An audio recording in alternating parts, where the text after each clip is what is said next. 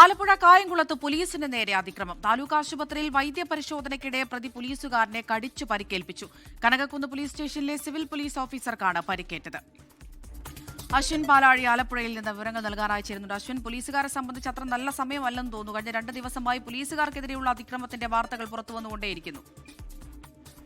അമൃത, ഇന്നലെ രാത്രിയാണ് ഈ സംഭവം ഉണ്ടായത്. ആലപ്പുഴ കനകക്കുന്നിന് സമീപത്ത് വെച്ച് രാത്രി വാഹന പരിശോധന നടക്കുകയായിരുന്നു. ഇതിനിടെയാണ് അമിത വേഗതയിൽ മദ്യപിച്ച് സ്ഥലത്ത് പ്രശ്നമുണ്ടാക്കിയ ശേഷം 2 യുവാക്കൾ സ്ഥലത്തേക്ക് വരുന്നത്. പോലീസ് ഇവരെ കൈകാണിച്ച് നിർത്തുന്നു.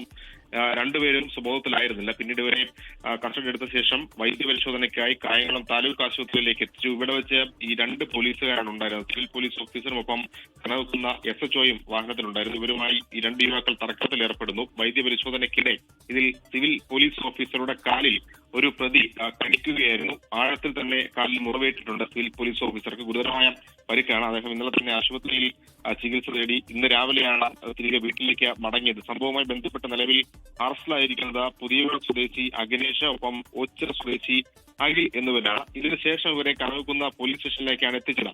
പോലീസ് സ്റ്റേഷനുള്ളിലെ സെല്ലിലുണ്ടായിരുന്ന ശുചിമുറി അടക്കം 2 പേരും കൂടി തകർക്കുകയും ചെയ്തിട്ടുണ്ട്.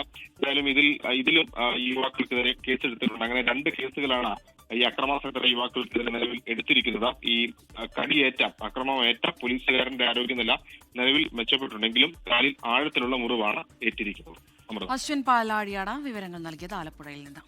ലോകത്തെവിടെയായാലും ഏത് സമയത്തും 24 വാർത്തകളും ഓഗ്മെന്റഡ് റിയാലിറ്റി പാക്കേജുകളും എക്സ്പ്ലെയിനറുകളും വിശദമായി കാണാൻ ഞങ്ങളുടെ യൂട്യൂബ് ചാനൽ നിങ്ങൾക്ക് സബ്സ്ക്രൈബ് ചെയ്യാം.